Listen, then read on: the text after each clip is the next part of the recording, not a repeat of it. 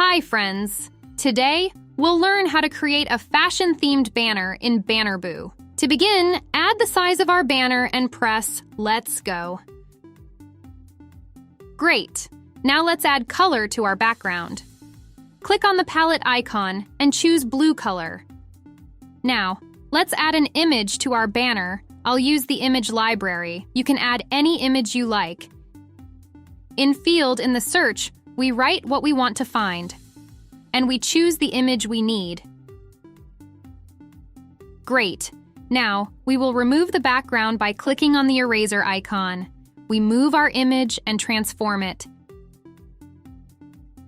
Navigate to the filters and decrease the saturation. Additionally, slightly increase the contrast and brightness. As a result, we get a monochrome image in shades of gray. Now we need a bright accent. Let's make it using shapes. Go to Vector Images, Shapes, and choose a circle. Now let's make it pink with the help of the palette. But let's position it lower on the timeline. Cool! Now let's add the text. Go to the texts and choose one of the options. This will be a promotion banner, so let's make a promotion date. In banners like this, you shouldn't add many different colors, so let's make ours numbers in white. Select the size and thickness of the font using the text menu.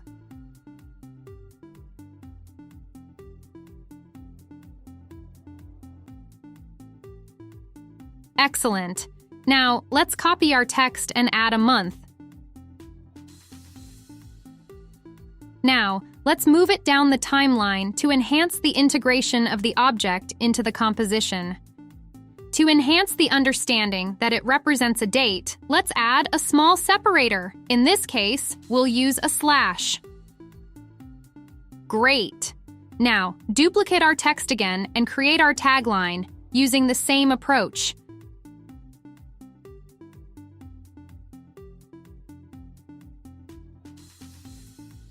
To separate our text, let's create an accent with color.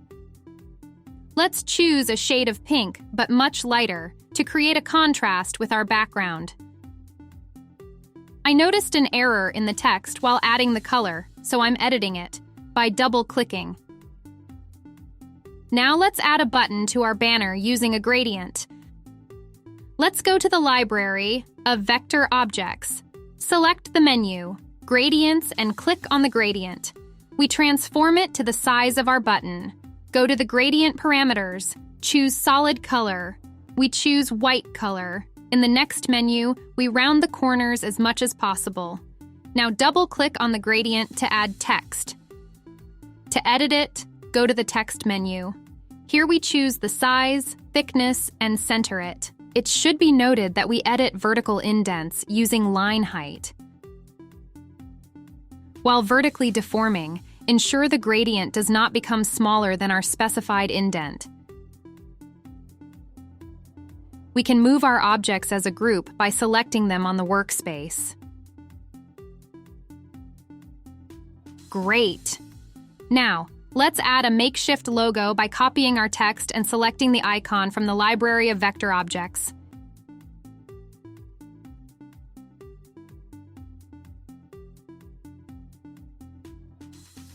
Excellent. Now let's animate our banner.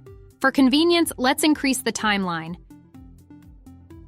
Bring the logo layer to the forefront and extend it to match the duration of our banner animation.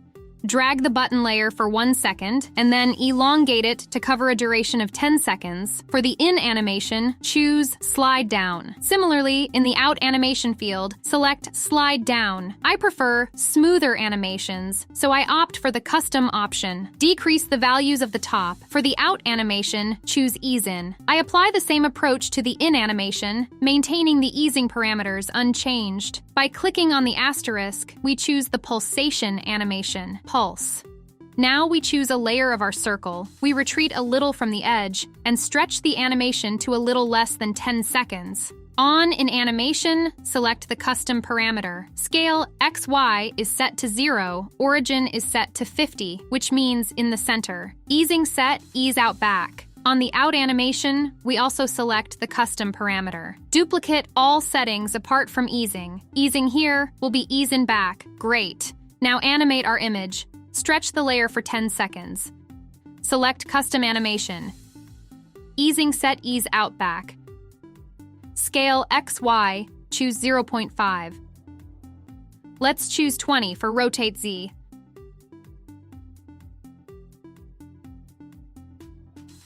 The origin, XY parameters. That is, the centering must be selected depending on visual center of the object. Let's roughly adjust the origin settings to center it. Now, let's mark the visual center of the object with the help of guides. For this, let's turn on the rulers. Now we mark the approximate or desired center with the help of rulers.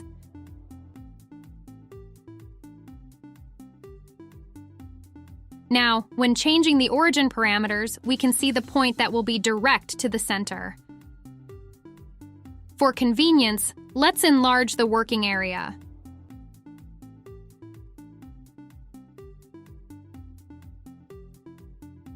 For a more precise result, you can edit the value using the arrow keys on the keyboard and press Enter to display the value on the workspace. Super! Let's check how the rotation looks like in a quick preview.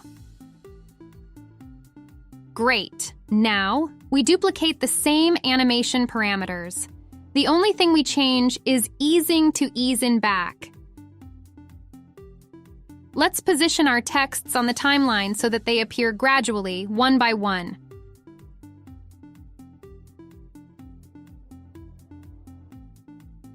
For our slash, we choose the fade animation on both sides. For numbers, select the slide right and slide left parameters, according to their placement, as well. If desired, we can reduce some parameters using custom animation. Texts on the work area are selected using Shift. That way, we can add animation to them at the same time from both sides. Select Custom. Top set 20, opacity 0, easing, ease in, out. Next, reduce the in and out animations at your discretion.